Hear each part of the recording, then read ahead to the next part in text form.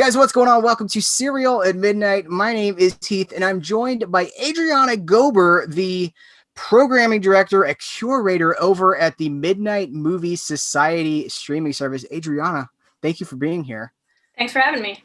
So, I guess the first, what is the Midnight Movie Society? So Midnight Movie Society is a streaming service that's a partnership between MVD Entertainment Group and Rue Morgue Magazine.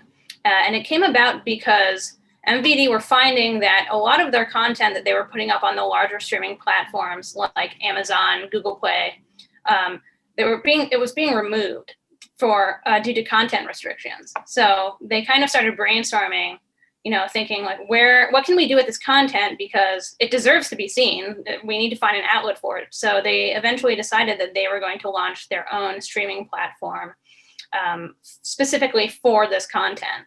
And so that's how Midnight Movie Society came to be. So those platforms that you're talking about, they would turn down content. They would have it shut down because it was I didn't know that there were practices, there were guidelines for that. Yeah, Amazon in particular is pretty strict about what they allow. And so they were uploading these films and they were getting pulled, either because they were too extreme in terms of graphic violence or sexual content, things of that nature. So they kind of had to get around that somehow, and they were finding that they couldn't actually do that with Amazon's terms of service, so they created their own space for this content. Okay, so we're talking about maybe we're talking about horror, but we're talking about deep subgenres of horror, right? You want to talk about some of the stuff that it's covered on the service? Sure. Yeah, it is horror. It's also cult films. We have some erotic titles as well. Essentially, stuff like splatter films, video nasties. Yeah. We have there's a whole section of video, a whole subsection. You just click on video nasties. Yep, we have categories on the service, that I curate, and so there is a category dedicated exclusively to video nasty. So we got Umberto Lenzi's Eaten Alive, Jess Franco's what's it called? Devil Story, is that the name of it? I can't remember. Jeez. The yes, Beast Franco, and Heat. That's enough. That's all you had to say. We got a lot of Jess Franco titles up on there. You said you're the programming director and curator. First of all, how did you come into that position? How did you you're the person? So I'm a film programmer. I program a monthly horror series at a art house cinema in Bethlehem, Pennsylvania. But I go to events all over the greater Philadelphia area, and I know Clint that way. I know some of the MVD people that way, and they knew that I was a big horror fan. So when they were preparing, when they were in the preliminary stages of launching Midnight Movie Society, they invited me to be curator because they knew that I was familiar with the content and that I was a big horror fan, and that I knew a lot of the sort of more obscure titles, and that I would be able to curate the platform the way they wanted. Yeah, well, that's awesome. One of the things that I noticed is I'm a physical media guy, but I'm not anti-streaming. However, I'm always buying discs, and I noticed that there are movies from so many the discs versions of these movies come from so many different distributors, but they're all kind of here under one roof. I just wanted to mention some of the titles that caught my attention that I have in my collection physically. Yeti, Giant of the 20th Century, you got Night Train Murders, All the Colors of Giallo, the documentary film, Zombie 3, Zombie 4. So even Brian Trenchard Smith's Turkey Shoot. I was like, that's a wide spectrum, right? So we're talking about Severin and Blue Underground and just a lot of different people. But here on the streaming service, they're all there. So I don't know. I just thought that was kind of cool. Can you talk about that a little bit? Sure. Well, first of all, I wanted to say the Jess Franco film I was thinking of is called Devil Hunter. It's a splatter film, and it was a video nasty. Anyway, yeah, so I was kind of aiming to have a very diverse selection of movies, just my own personal preference is like although I love horror movies, I'm a big movie person in general.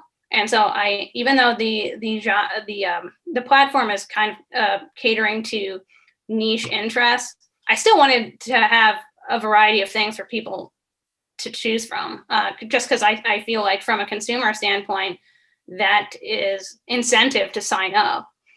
So, but yeah, I mean, so it was easy. It was made easy for me in a sense because when we launched, I had to work from titles that were already distributed through labels that MVD were distributing.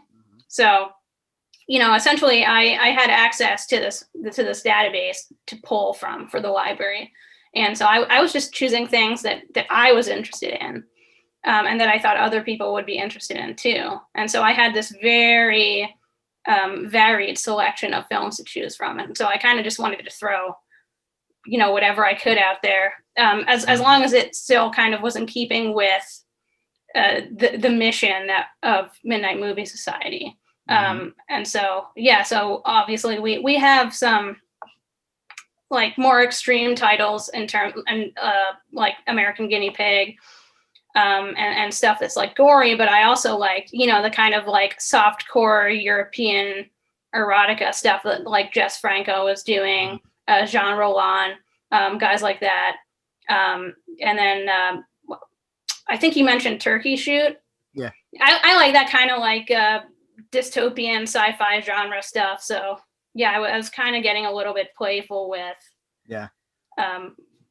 what I was selecting. And Brian Trenchard Smith is just the man. He's just I love that guy. How did you, like, you're like a walking encyclopedia of this stuff. Like, what's your horror journey? Where did you start with this stuff? Because you seem to have like expert knowledge on this. Well, thanks. That's very flattering. Well, my horror journey began when I was very young.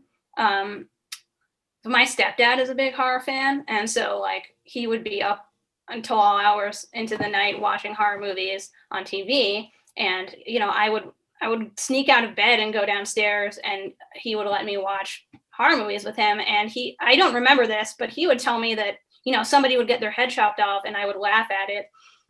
It didn't scare me. I was very engaged with the material, and so what really kind of was the catalyst for my love of the genre was, my mom took me to Blockbuster one day, and I rented Hellraiser. And Hellraiser was like my gateway movie into horror, really. Like that was what set off my obsession. And then I think at that point, the Hellraiser Inferno, the fifth one, which was the first direct-to-video release, I think that had just been released. So I rented all of the movies up to Inferno, and I was like totally obsessed. And then I just went from there. And as I got older, I started getting interested in other areas of cinema, and I just kept expanding, my knowledge of film. And that's when I started to, in high school, I started to get more into the extreme end of things, just because I was kind of a what you would call an edgelord.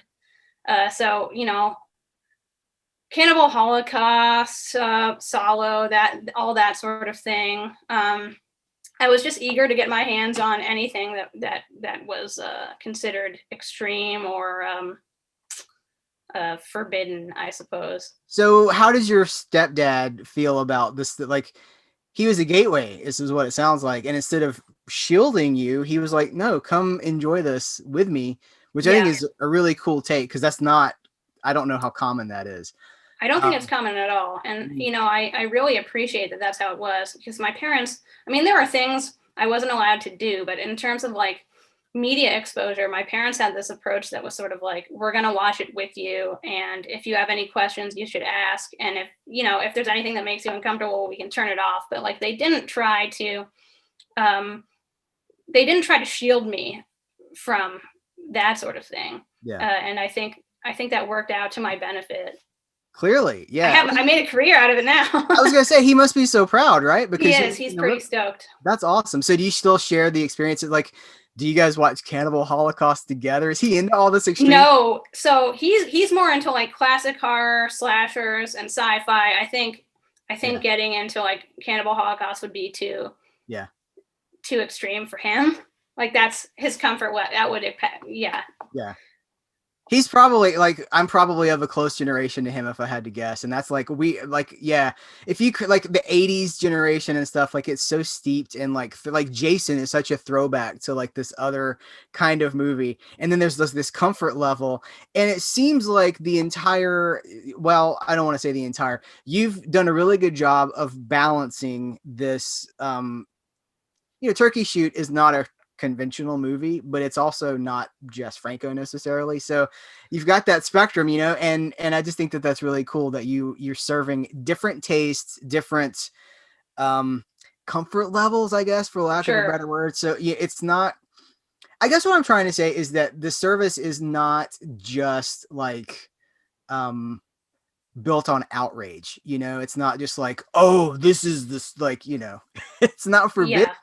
but it's got different stuff for everybody, right? Is that fair to say? I think it's fair to say too. And like that was kind of my goal. Like, if you are into the kind of like, I don't know, category 3 type stuff, like Ebola syndrome, for example, if you're into the real gross out, like gory sort of thing, you have plenty to find. But also if you're into the more obscure sort of experimental art house kind of horror, there's plenty of titles for you on that end of the spectrum as well. And we have all kinds of stuff in between, as you mentioned. There we have All the Colors of Giallo. There are several other horror documentaries on the platform as well. We have some like more like sci-fi stuff. We run the gamut of like a lot of different genres, but it's all kind of like either like cult films or things that are going to be a little bit difficult to find on the more mainstream platforms. So it's kind of an alternative to. I mean, do we say the big streaming horror? Do we name Shutter? I just Sure. did. I can cut it out if I need to, but I don't think you have to cut it out. I also don't really think of Shutter as like a rival service or a competitor, really. Just so it's a I think different they're thing, right? serving a much different audience. I think Yeah, they're serving a broader audience, but there's certainly disparities in the kind of content you will find yeah, on Shutter versus Midnight Movie Society. And I think that we fill in a lot of the blanks. Like you can find a lot of content on Shutter, but you're definitely not going to find the kind of content that you'll find on Midnight Movie Society. right. What's your favorite discovery in your time doing this, curating things? Like, can you name, or one or two? Like, what are some things that you've been like, wow, this was crazy, or I love this and I didn't know about it until I started looking. Um, So I'm a big fan of like lower budget movies, shot on video stuff. And, as I was digging around in the archives trying to find, good candidates for the Midnight Movie Society library, I came across some interesting stuff. Like there's a film, I think a Vinegar Syndrome released it on disc. It's called Double Exposure, which is a kind of interesting slasher film. I had not heard of it, and I watched it and I really enjoyed it. I became a big fan of like the Polonia brothers. And there were a couple titles I had not seen that are now up on Midnight Movie Society. One called Bad Magic, and the other called Hallucinations. And so those were two discoveries for me. Awesome. That's definitely not going to be everybody's speed. Right. But if you are a fan of low budget filmmaking and very like creative filmmaking, I would say check out those titles. Yeah. Uh, We love that stuff here. I try to shine a light on it as often as I can.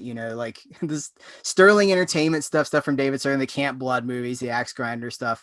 I've recently been talking a lot about like J.R. Bookwalter stuff because he's been doing this for a long time. He's so good at what he does. And a lot of fans like you get.